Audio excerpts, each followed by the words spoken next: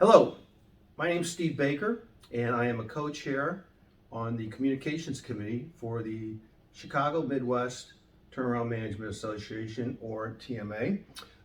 We're here today in Chicago speaking with Brian Stewart. Brian is a partner at Keystone Group, one of our premier platinum sponsors, and he is also happens to be the president of the Chicago Midwest TMA chapter. So, welcome, Brian. Thank you, Steve. Good I'm glad we could do this in person in Yeah. our office here. We're starting to get into the office a little bit more, so I'm glad that we were able to do this. Good. Yeah, it's nice. I think this is the first office I've been in probably in months that wasn't attached to a factory somewhere. So anyway, why don't we start by having you introduce the Keystone Group?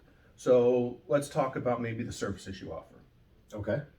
Well, and Keystone's been around. This is our 30th year, so similar to the TMA's big anniversary. It's our 30th year. I've been there for 21 of the years. I'm a partner here, as you mentioned.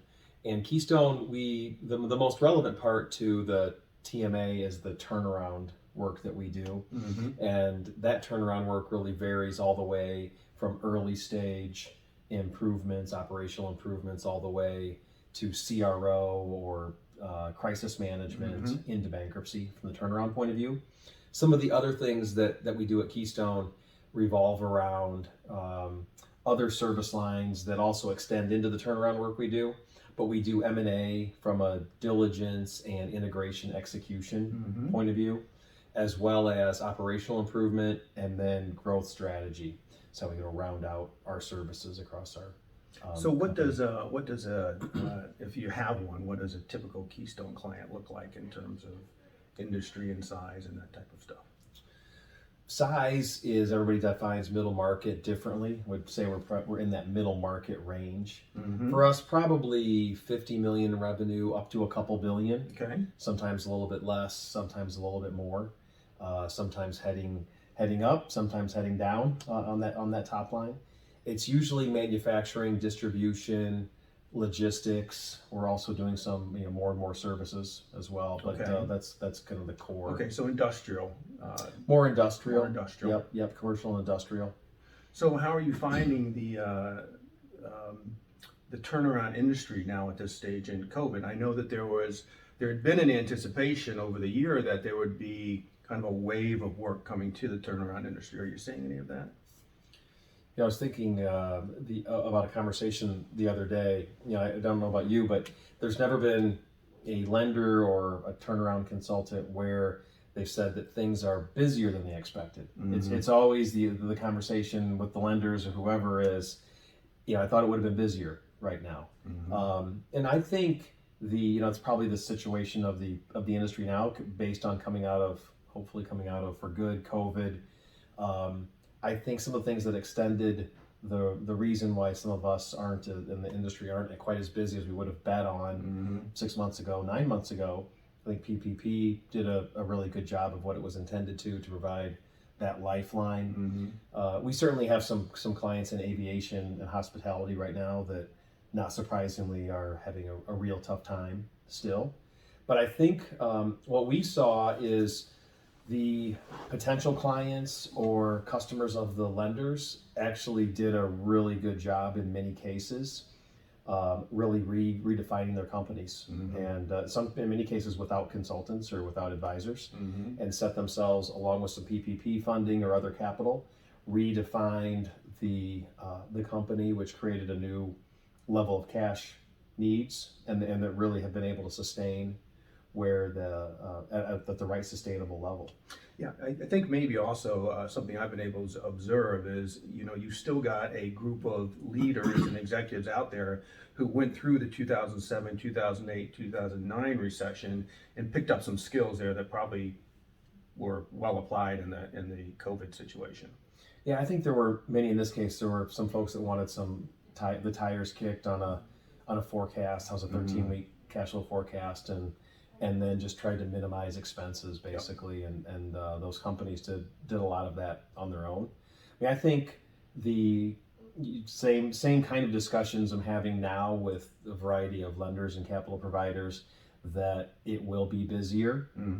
But who knows? As I mentioned, yeah, I've been doing this for a long time, and it never is quite as busy as the predictions in our industry several months previous. I think it's somewhat wishful thinking, but I think also people evolve and adapt and make some tough decisions. But I think there's always, it's going to get busier. There's still going to be enough challenges out there, and in our industry, there's always variety of different challenges in the market and economy that are going to create a good need for our kind of services. So listening to what you're saying and reading between the lines a little bit, it sounds like by 2022, whatever the turnaround industry was before, it's probably going to be very similar to that. Probably. I mean, it feels like at least in terms of deal. It feels like it'll tick up some. Okay. But we're also seeing a lot of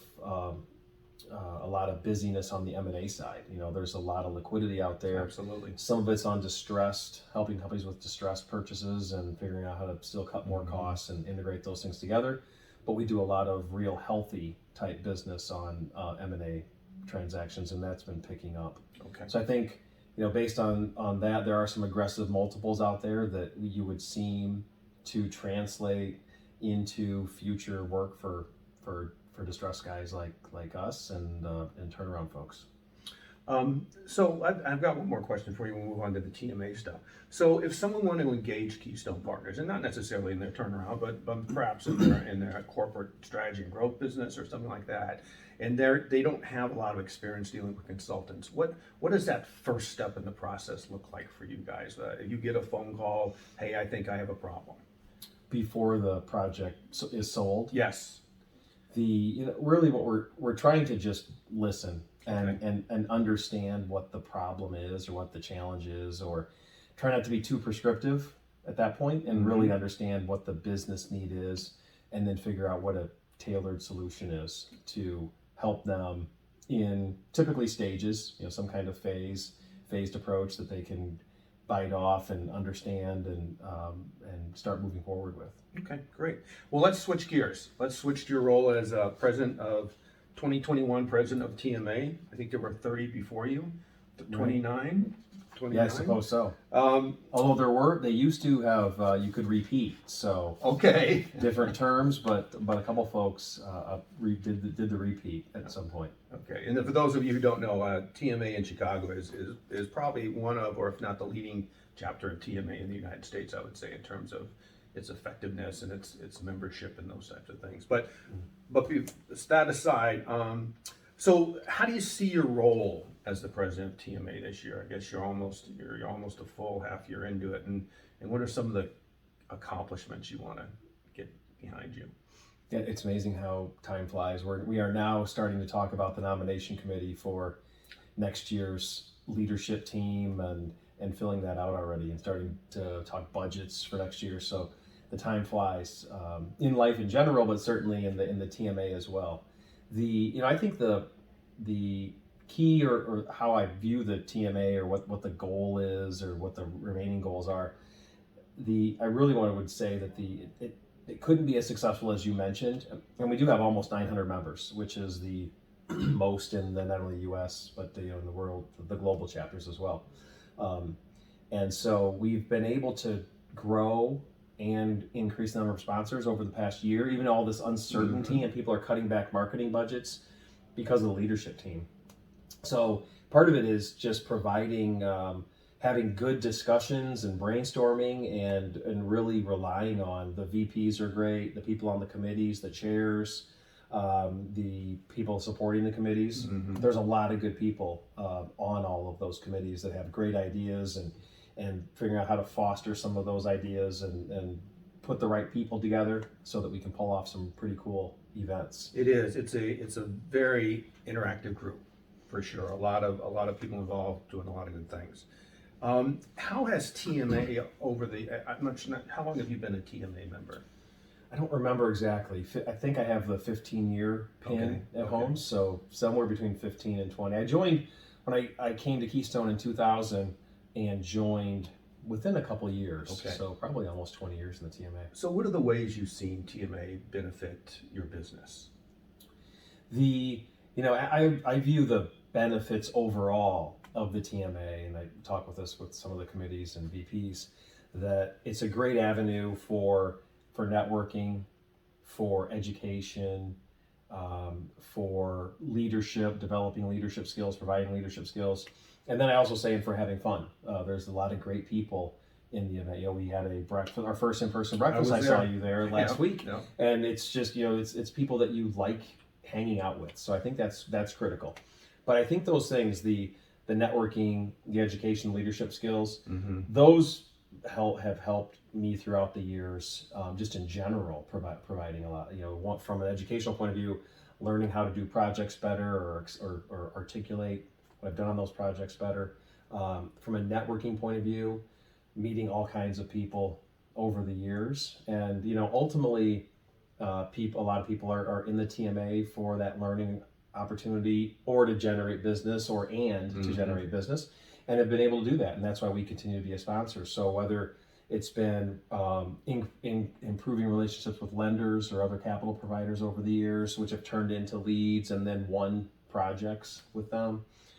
Similarly, same thing on the attorney side, leads from folks, and both ways, provided some business to folks and then also received some of that business. I think with folks that once you have that relationship with them, they have confidence that you can help solve their problem or their customer's problem. Yeah, and I can echo that. I mean, and I haven't been a member as long as you have, but I've certainly met people who have been resources for me when I'm serving clients in a lot of different areas.